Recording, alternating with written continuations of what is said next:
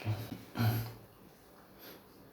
Assalamualaikum warahmatullahi wabarakatuh. Selamat pagi dan salam sejahtera untuk kita semua tentunya. Untuk teman-teman semua, jadi kali ini saya akan membagikan tentang tips memulai usaha mikro untuk pemula. Nah, tips apa saja sih yang dibutuhkan untuk memulai usaha dan harus mulai dari mana? Seperti apa contohnya? Bersama Buana Naratif, ini dia akan kita bahas. Nah, untuk materi presentasi yang akan saya sampaikan, pertama-tama ini ada pentingnya riset pasar, yang kedua ada rencana bisnis, yang ketiga ada legalitas usaha, yang keempat ada modal awal, yang kelima adalah pembukuan keuangan, yang keenam bangun jaringan, yang ketujuh memanfaatkan media sosial, dan yang ke-8 fokus pada kualitas dan layanan. Nah, pada materi pertama yaitu pentingnya riset pasar, mempelajari kebutuhan target pasar, tren, dan pesaing untuk memastikan produk atau layananmu sesuai dengan permintaan. Nah, yang pertama ini ada di target pasar. Nah, target pasar ini bertujuan untuk mengetahui siapa pelanggan kita, atau kita biasa menyebutnya dengan profile customer.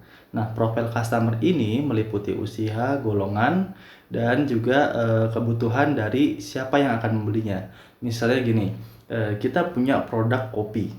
Nah, kopi susu ini kira-kira siapa target pasarnya? Dan kebanyakan siapa yang suka sama produk kopi susu? Biasanya anak-anak muda, anak-anak sekolah, anak-anak kuliah. Tapi orang tua apakah suka dengan produk kopi susu? Biasanya belum tentu, apalagi kopi susu kekinian yang ada di kafe.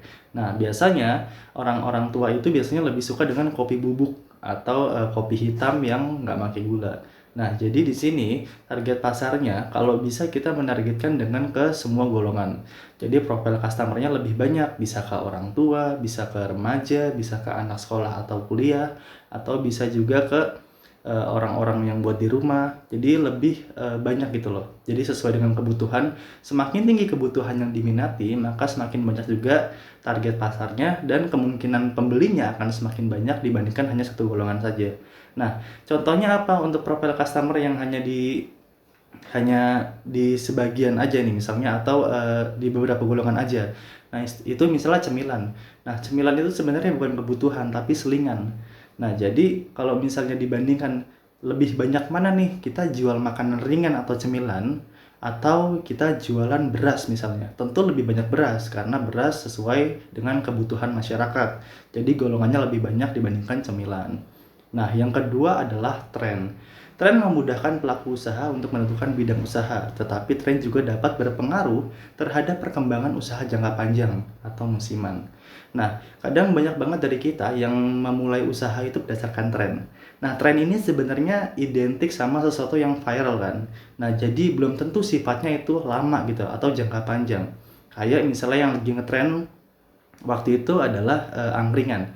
Nah, usaha angkringan ini sempat booming nih di 2022 kalau nggak salah. Dia sempat booming, sempat rame, tapi ternyata nggak banyak yang tahan lama. Di tahun 2023 masuk 2024 tuh udah banyak yang tutup. Karena apa? Karena hanya mengikuti tren aja nih, lagi rame angkringan. Akhirnya banyak anak-anak muda yang terpancing partner kolaborasi buat buka usaha angkringan. Tetapi ternyata itu adalah bisnis musiman. Kalau misalnya mau bisnis musiman, kita harus benar-benar riset dulu nih, kira-kira bakal bisa buat jangka panjang atau enggak. Kayak misalnya sekarang yang lagi rame tuh teh. Nah, teh bisa nggak buat jangka panjang? Bisa, tapi dengan persaingan yang ketat, kira-kira bakal bisa atau enggak. Nah, di sini kita harus ngeliat peluang. Misalnya pas awal-awal viral, kita ngikutin di awal viral. Nah, mungkin dalam tempo beberapa bulan, 3 sampai 6 bulan kita bisa balik modal. Tapi kalau misalnya tren itu udah lewat selama 6 bulan atau 1 tahun, kemungkinan balik modalnya itu tipis. Karena apa? Karena udah banyak yang buka gitu. Nah, yang ketiga ini pesaing. Sebelum memulai usaha, perhatikan ada berapa kompetitor di sekitar kita. Berapa harga jualnya, sedekat apa jarak kita sama kompetitor. Karena kompetitor ini, kalau memang dia adalah tipe usaha yang sudah lama banget, itu kita akan susah bersaing sama mereka. Karena kalau misalnya kita punya produk makanan, kita nggak bisa jual makanan tuh enak doang, tapi harus enak banget.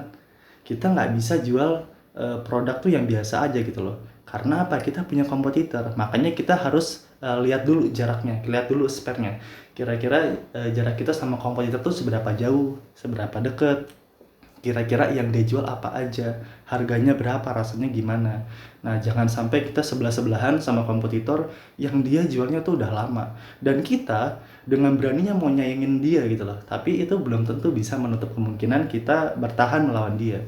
Karena tentunya yang pertama, dia sudah punya market, dia sudah punya pasar, mungkin dia punya kualitas yang bagus. Dengan dia punya barang yang banyak, otomatis dari supplier dia mungkin punya harga yang relatif lebih murah. Jadi kemungkinannya kita bisa susah untuk berhadapan dengan pemain-pemain lama. Jadi itu adalah pentingnya riset pasar di bagian pertama. Target pasarnya siapa saja, kalau bisa dinikmati sama banyak orang atau banyak profile customer itu lebih bagus. Nah, kalau misalnya mau ngikutin tren-tren apa yang lagi viral, itu kita mulai sekarang. Jangan sampai trennya udah lewat 3-6 bulan atau hampir setahun kita baru ikutan. Nah, yang ketiga adalah di pesaing. Nah, pesaing ini sebenarnya identik sama persaingan ya. Jadi kompetitor itu sebenarnya bagus sebagai pertimbangan apabila memang produk kita ini bagus. Tapi kalau misalnya produk kita nggak punya keunggulan, tempat kita nggak punya keunggulan, itu akan susah untuk melawan kompetitor atau bersaing. Nah, next.